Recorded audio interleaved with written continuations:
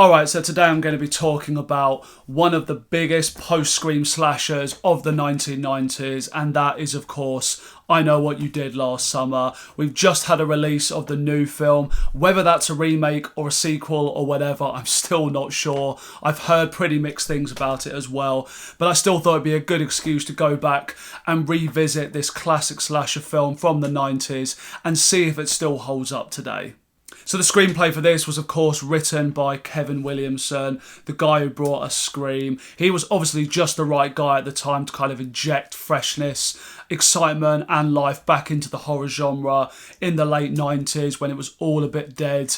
And yeah, obviously this was very hot on the heels of Scream, straight into production the year after in 1997. They got a really hot cast of that era, you know, Sarah Michelle Gellar, Jennifer Love Hewitt and Ryan Phillippe. Basically all the ingredients you would need to have an extremely successful box office slasher film, and they did exactly that. It was a massive hit, spawned sequels, and of course now I'm assuming, just like with the Scream kind of reboot a few years ago, they're hoping to replicate that exact success now with this franchise. So a bit of plot for this one. You're following these four kids who are graduating, having a big party to celebrate, and these two couples, they go down to the beach for drinking, hooking up and having fun to celebrate the end of their studies. And whilst on the journey home through this very dark seaside town, they accidentally run somebody down hard on the side of the road. They think they've killed this person, and they kind of have to go through the dilemma of whether to tell the police, tell the authorities, or whether to try and dump the body in the river and forget all about it. And of course, you know, that's what they decide to do, dump the body and have a pact never to speak about it again. And then over the course of time, the next year, they start all receiving letters saying, I know what you did last summer. And they basically have to work out who saw them on that night, why they're following them, why they're stalking them and sending them all of these letters, and kind of piecing together this mystery. I think the film has a really strong opening. It's an intriguing setup, and I love it because it does really put you into the position of these characters, wondering what you would do in this situation. And it is a tough moral dilemma. Like, do you risk going down for manslaughter, having your entire life completely derailed because of one complete accident? Or do you decide to keep the secret, let it rest on your conscience, dump this body and just try and move on with your life? And it is a really difficult one to think about, and I think the way the actors handled it is really great. It's a really stressful, intense situation. You get why they're all panicking and falling out over it, and I think it's a really nice setup for the film. And I like as well how when it fast forwards to a year later, you really get to see the impact of like how it's affected all of these characters, how some of them have been able to kind of just push it to the back of their minds and move on, and others of them it's really impacted their ability to have normal relationships. Jennifer Love Hewitt's character has kind of developed a bit of a depression around this whole thing, and I just think it's kind of a really interesting look at what people would go through when they've had to make such a decision like this. I really do love this film, and I think one of the reasons it works so well is because they really do put a lot of effort into developing these characters properly and the relationships between them. Mostly in these kind of slasher films, by the time you get to know anything about them, they get picked off one by one and you don't ever manage to get yourself fully invested. Whereas I feel like here a lot of care has been taken in showing us who these people are, why they care about each other, why you want them as the audience to overcome this situation. And I just think the way they're built up, there's some really devastating moments. The fact that all of their relationships and friendships has broken down as a result of this event, and particularly between Jennifer Love Hewitt and Sarah Michelle Gellar's characters, the fact that they're really upset about the fact that their friendship has broken down and they never actually managed to get that resolution, and because by the end you've really come to care about these people, it's like moments like that make you realise like, oh, they actually did a good job of making you really care about these characters. And I feel myself just more invested in this than your typical horror movies around this time. I think it's not quite the level of Scream, but after that, of all of the horror movies of that era in the late 90s, this is the one that really does stand out to me.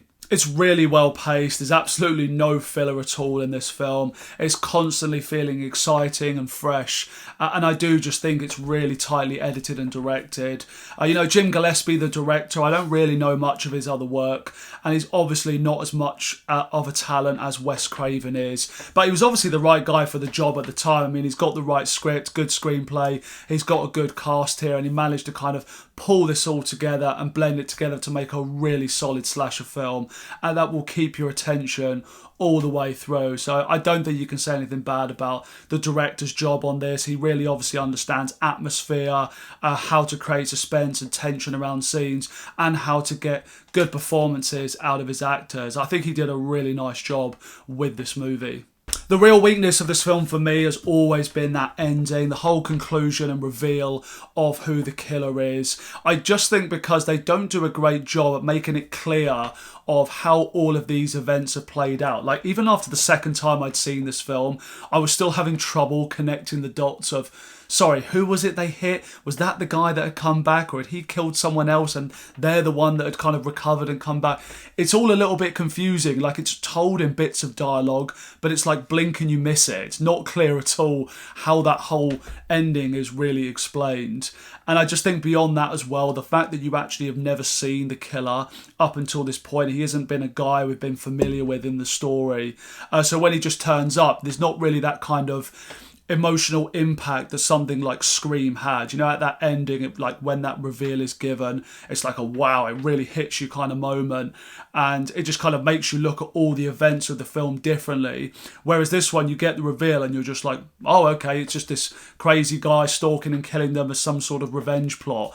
It's not pivotal to the film, just because I still think it's an enjoyable experience, but for this film to kind of stand up to that same level that Scream was, I think it really needed to nail that ending, and I just never have thought this film did that. There's a couple of other little convoluted moments as well that I could do without. Like, there's a particular scene where Jennifer Love Hewitt's character, she turns up in the car, she's going to meet all the rest of the gang to kind of tell them some bit of news or some details or something she's learned, and she opens her boot and there's all of these crabs and a dead body in her car, and it's a pretty effective moment. It looks pretty gnarly. They've obviously got real crabs in there, tons of them, and it looks pretty grimy. And she goes into the house, goes and gets them, comes back outside, bearing in mind she's in this very brightly lit neighbourhood, and all of it is completely gone.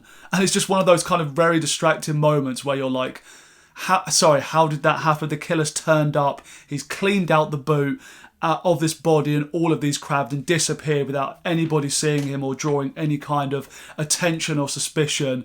And there's little moments like that are just too ridiculous to ignore.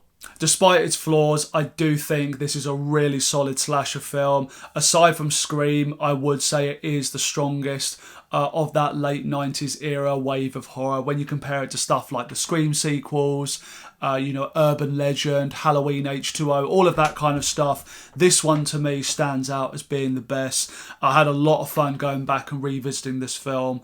So if you haven't seen this one and you're kind of intrigued about it, going out to see the new one, definitely check it out. It's a very solid slasher film. I'm giving this one a 4 out of 5 rating. But thanks so much for watching this review, guys. Do share my review, like and subscribe if you are enjoying my content. Got some more stuff coming for you now. I know I've been a bit inactive recently, but I've got a fair bit of content filmed and coming soon. So hope you will enjoy that. Anyway, do take care, and I'll see you soon.